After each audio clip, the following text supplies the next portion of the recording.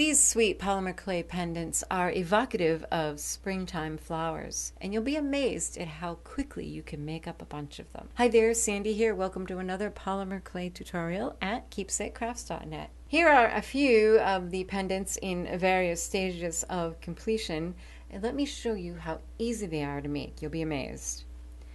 They all start with a heart cutter. This is a set that I got at my local craft store in the cake decorating section. And what I love about these is that one side is crinkled, which I don't use very often, and one side is straight. I thought the crinkled edges were perfect for this project. The other thing you'll need is just some polymer clay. This is some black. You could make them any color. Black is a nice base for all the painting that we're going to do later on. Just as a tool, you'll need a bottle, like one of these for our liquid clay, that has a cone shape at the top. My clay is rolled out to about a medium setting, like a number 4, about 1.5 millimeters thick, maybe a little less. It's up to you whether you want to make your edges crinkled. I just think it adds to the liveliness and interest of your pendant or earrings or charm, and you just go ahead and cut that out.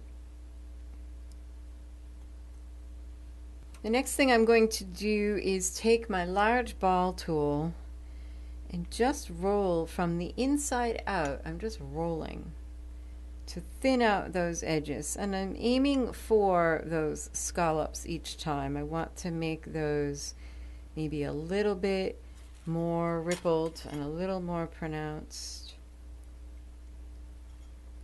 Just go around your whole flower and do that. If you're ever interested in the supplies I'm using in a video tutorial, don't forget that I always write a blog post for each one, and at that blog post I have links to supplies, a complete materials list, often more information because I write the blog post after I've made the project and shot the video.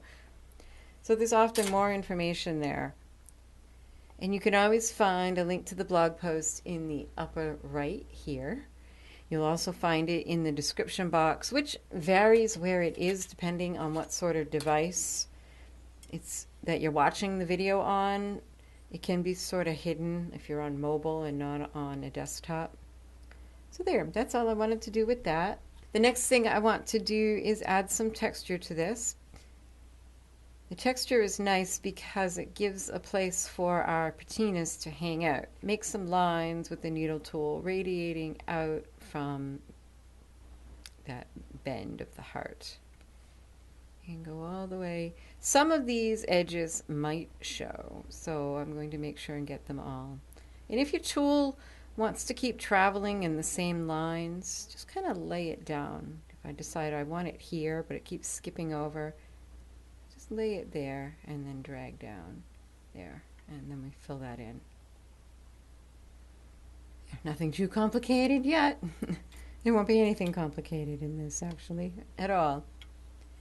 Use a blade to lift that up so you don't distort it. Bring in your bottle with, or your shape, whatever your form. You could use a piping tip, whatever you have that has a round shape. I pulled this off because it has this little ridge that will make an indent in my clay. So then this is smooth. Lay the point, the inner point of your heart there. Wrap one edge around, and then next wrap the other edge around that. If you need to, you could sort of twist it off, and there you are. That simple. Take your thumb, your fingers, and kind of push that edge up. I think that's really pretty to have that bit of a flare. And go ahead and bake it. Because this is so thin, I would bake it for just about 20 minutes. It's not even an 1/8 of an inch thick. Here's one I made earlier, all baked, and you can see the difference. I think this is maybe a 1 step down size in the heart. And I didn't use the scallop side, I used the straight side, but this will still be beautiful. The next thing you'll want to do is to add some paint to your piece. I'm using Swelligant today because I just love the way they work. And also I got some new dye oxides that I want to experiment with. So here I have copper, silver, and brass.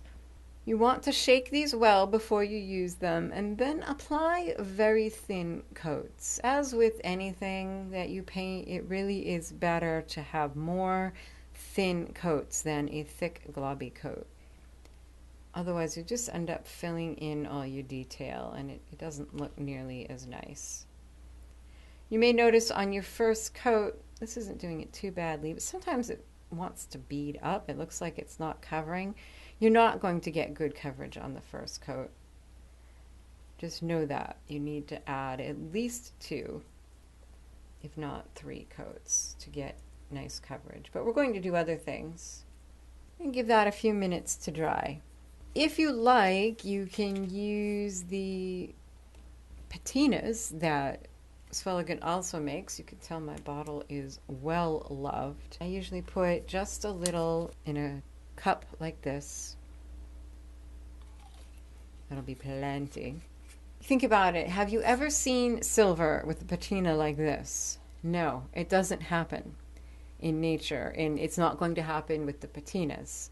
On copper and brass and bronze, metals that naturally get this kind of a green patina, that's what this patina will do. It'll give it a green gold verdigris.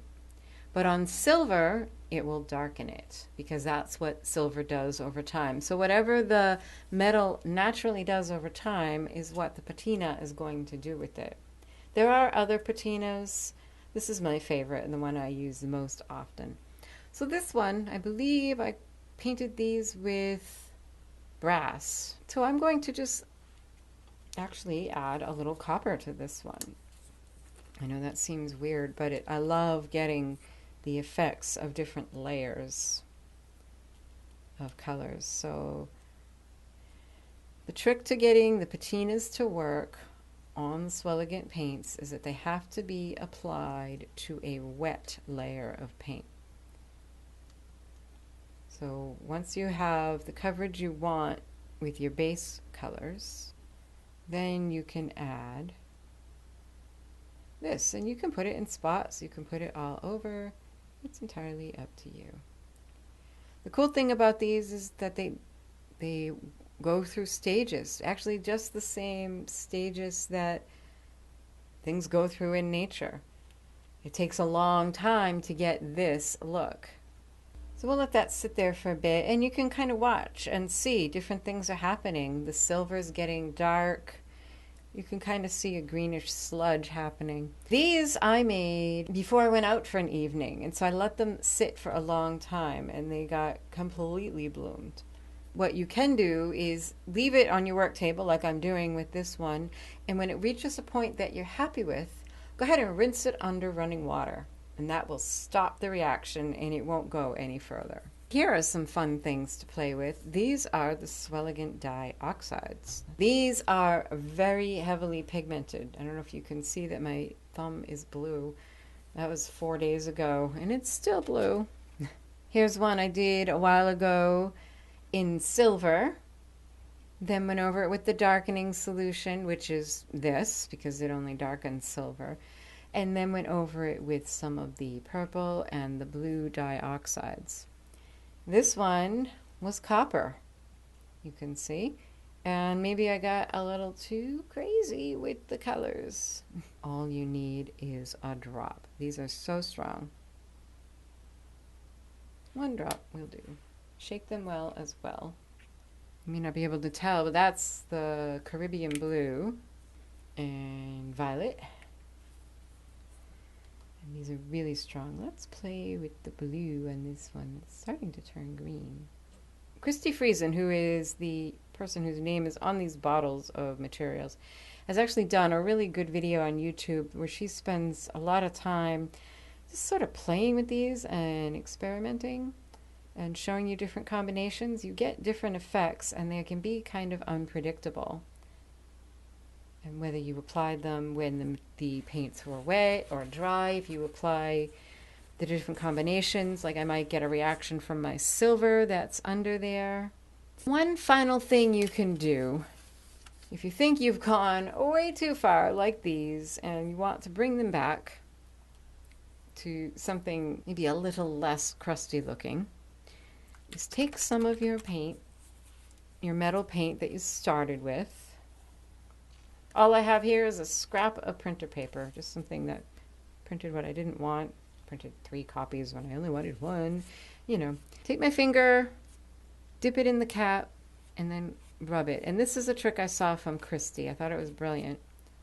Just to get some of the moisture out. You can take that finger and rub it on here. You can see that it's not getting into the crevices, the texture we made with these scalloped edges. I love going over them. And I got this texture on the back here by doing the rolling with the ball tool over a sponge. There, now that looks a little bit less, yeah, crusty. You can see you can have endless fun with these, just playing with the different colors and combinations and seeing what you like and what you don't. And if you're not happy with something, go back over it. I'm going to clean up and then I will show you how I finished this up. This one, by the way, this step I just showed you here is what I did on this. I went over this lightly with the silver. What you'll want to start with to make these into pendants, earrings, whatever, is an eye pin. And you probably will need a bead of some part that will go onto the eye pin, and then you can feed that up into the hole here, because the eye pin without the bead will just slip right through. And that will be something you will have to decide for yourself for your own particular size. Notice I wasn't at all concerned with that ragged hole because I knew all along I'd be putting a cone on there, just like that. And of course after that you can add whatever beads you like. But before we do that, let's make some fun dangles to dangle down inside that flower. It will give your piece some movement and a whole lot of interest. So what I have here are some itty bitty ball head pins. These are pretty fine gauge. These are 22 gauge. I have some little 4mm Swarovski bicones, and I'm just going to pop one. Pardon my messy hands, you know how they got that way. You watched it happen. Pop that on. Now we could just have this dangle straight down, but that's kind of boring, don't you think? Let's make this interesting. We'll grasp this about 3/8 of an inch from the end. You want to leave that much to make your loop. And these are, I believe, 1.5 inches long. And I'm grabbing it with my round nose pliers. Don't forget to put the bead on first. And I'm just going to do a corkscrew around my round nose pliers until I get down to the bead. Isn't that cute? Then I can grab my loop, well, the top of the wire, and make it into a loop. And you have a far more interesting dangle. Here are a couple others I made. What's fun about these is that you can make them different lengths just by pulling one out a little longer, and now we have different lengths. And if you forget to add your bead, that's what you get. You get one without a bead on it, which is cute too, with the little ball head pin. And if you've been making jewelry at all for a while, you probably know where I'm going from here. I'm just going to pop these on the eye of the eye pin. Close that up. Don't forget your bead. That will be like a stopper up here. Oh, see, isn't that cute? I just love that. And your cap. Maybe another one of these. Maybe a bead for decoration. Make a loop and you have a sweet pendant. So I hope you've enjoyed this tutorial and have been inspired by it. And if you have, and if you enjoy my teaching, you might consider becoming a patron. My patrons get bonus tutorials. They get up to 2 additional tutorials every month. You can learn more about how that all works at patreon.com/SandySewen. Thanks for watching. Happy creating. Bye-bye.